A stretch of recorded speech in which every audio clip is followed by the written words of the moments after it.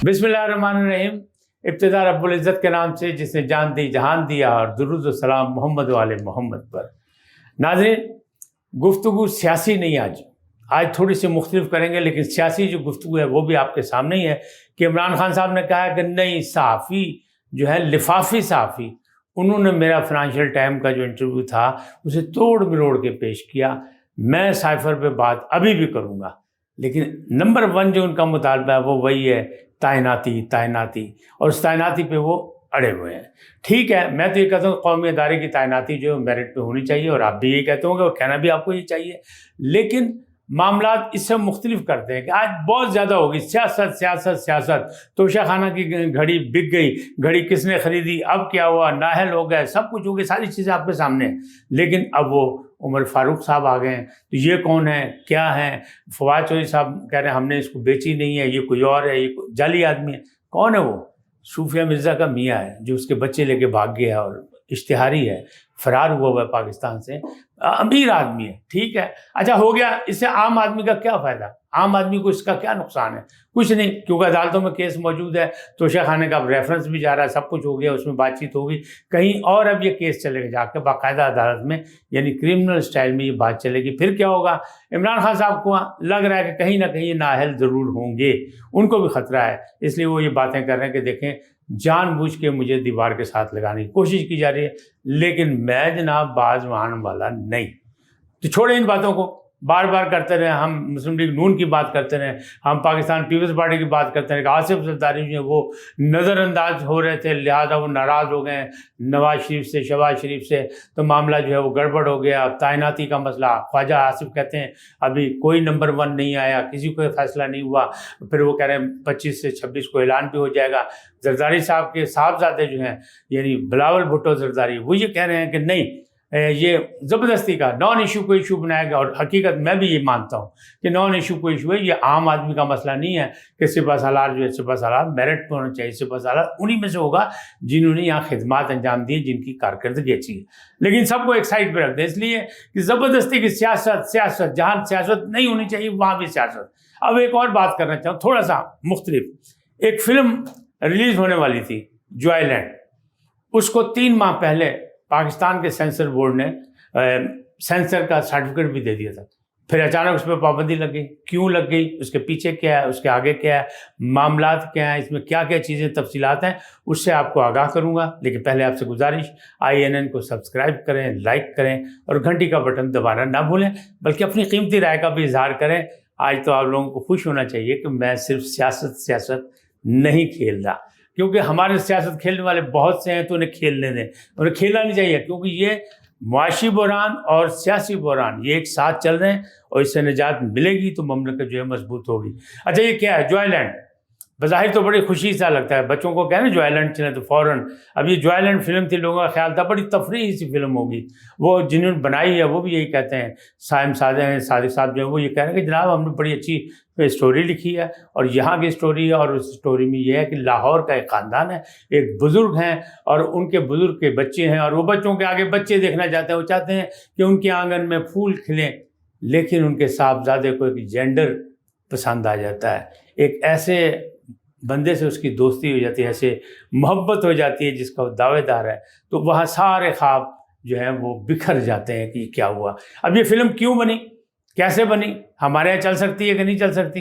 लेकिन जैसा मैंने पहले आपको बताया कि सेंसर बोर्ड ने, यानी पंजाब के और सिंध के, इन दोनों ने सर्टिफिकेट जारी किए, वफाक ने भी उससे सर्टिफिकेट जारी कर दिए, लेकिन जब वो ट्रेलर चला उसका तो हंगामा आराई हो गई, लोगों ने ख़त लिख दिए, इंफॉर्मेशन मिनिस्ट्री जो है वो जाग गई। मैं माजी का एक किस्सा आपको बताऊं।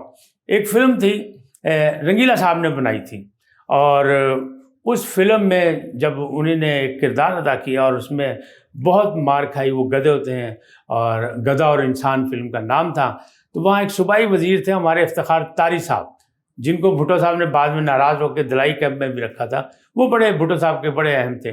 तो उन्होंने देखा, तो उसमें देखा कि वो कहता है, तकरीर करता है आवाम से, अपने गधों से, मतलब आवाम के नाम पे वो गधों से खिताब करता है। वो गधों में से वो बना था, तो बन गया होता है इंसान, तो गधों से खिताब कर रहा होता है और अपनी पीठ दिखा रहा होता है कि ये देखें वो इंसानों ने मुझे डंडे किस तरह मारे हैं, किस तरह ये मेरी पीठ पे निशान है। तो गधे सामने खड़े होते हैं। تو طاری صاحب کو برا لگا کیونکہ بھٹو صاحب نے ایک اپنے جلسے میں کہا تھا کہ یہ دیکھیں اس وقت کے نشان جب مجھے مارا گیا تھا، تو وہ کہنے لگے، طاری صاحب نے کہا نہیں یہ میرے چیئرمین کے خلاف ہے، لہٰذا پنجاب میں اس فلم پہ سینسر لگ گیا، فلم پابندی لگ گئی، پنجاب میں آج تک وہ فلم دوبارہ نہیں چل سکی، سندھ میں اس نے ریکارڈ بنائے، کے میں بھی چلی، بلوچستان میں بھی چلی۔ تو ہمارے یہاں بڑی تضاد بیانی ہے۔ اس فلم کا بھی یہی ہوا کہ پہلے تو 3 جگہ سے اس کو سینسر سرٹیفکیٹ مل گیا۔ اب اس کے پیچھے کیا ہے؟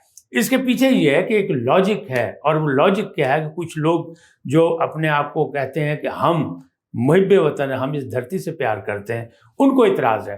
کیوں کہ جب ویسٹ میں مختلف جگہ سے بڑے اہم ایوارڈ جو ہیں اس فلم کے نام ہو گئے، اور یہ فلم ابھی پاکستان میں ریلیز نہیں ہوئی، تو مسئلہ کیا ہوا؟ اب مسئلہ یہ کہ جنہوں نے فلم بنائی ہے، جنہوں نے اس پہ پیسے خرچ کیے ہیں، وہ یہ کہہ رہے ہیں کہ ہم نے اس کو آسکر ایوارڈ کے لیے بھیجنا ہے۔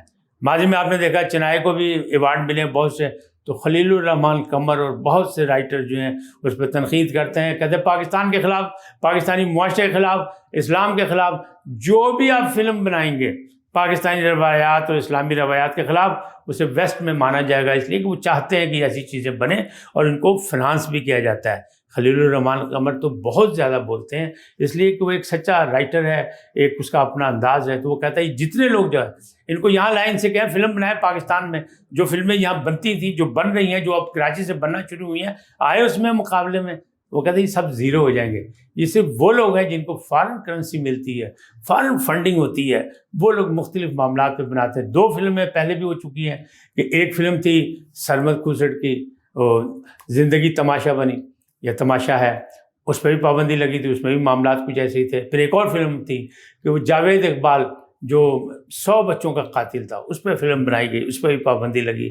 یہ ہمارے معاشرے کے ناسور ضرور ہیں یہ کہانیاں جو ہیں، یہ اچھوتی کہانیاں ضرور ہیں، لیکن دیکھنا یہ ہے کہ بلو دی بیلٹ ہم کھیل سکتے ہیں یا نہیں کھیل سکتے، ہمارا معاشرہ اجازت دیتا ہے نہیں دیتا، ہماری روایات خاندانی اجازت دیتی ہیں کہ نہیں۔ موضوع وہ ہونا چاہیے، اور لکھاری کی ذمہ داری وہ ہے کہ اس انداز میں وہ تحریر کرے کہ پورے خاندان کے ساتھ اسے بیٹھ کے دیکھا جا سکے، کسی کو شرمندگی نہ ہو۔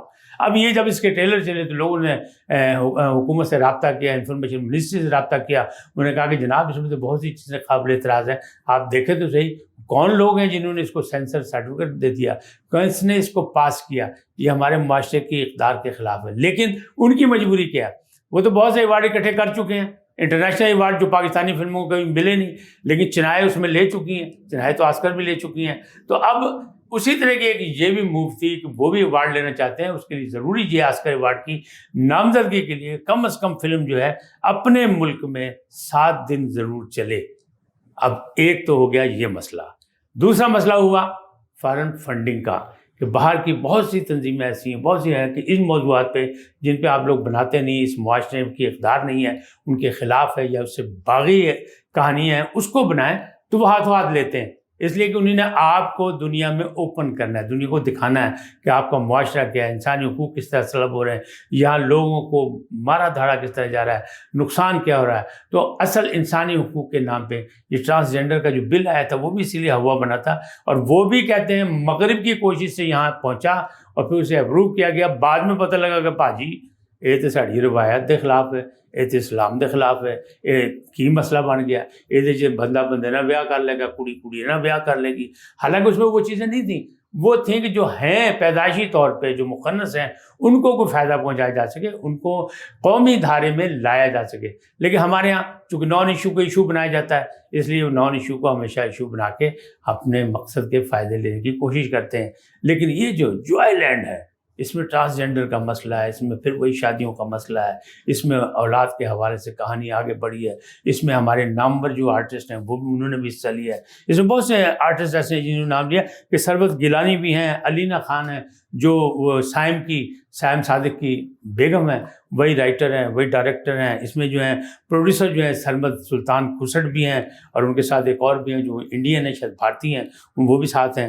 اب اس طرح کی جب باتیں ہوں گی، اور اس میں آپ یہ دیکھیں کہ بہت سے لوگ ہیں، علی جناح جو ہیں، سلمان پیرزادہ ہیں، تو اب لوگ تو ہمارے ہی ہیں، کہانی بھی ہماری ہے، ہمارے معاشرے سے نکالی گئی ہے، ہوگی کہانی کا دکھا، لیکن اس کی پرسنٹیج کتنی ہے؟ اور پھر پنجابی زبان میں ہے، دوسری بات یہ پنجابی زبان میں ہے، یہ بھی اس کی ایک اہمیت تھی۔ لیکن ہماری معاشرتی روایات اس کی اجازت نہیں دیتی، اسی لیے دوبارہ اس پر پابندی لگائی گئی۔ ایک فارن فنڈنگ ہے، دوسرا ہماری روایات کے خلاف ہے۔ کیا کہتے ہیں آپ، اس کو ریلیز ہونا چاہیے کہ نہیں؟ کیا یہ اچھوتے موضوع جو ہیں ان کو موضوع بنا کر سامنے لانا چاہیے کہ نہیں لانا چاہیے؟ اپنی رائے کا اظہار کیجیے گا۔ آج اتنا ہی، پھر ملیں گے کسی اور موضوع کے ساتھ۔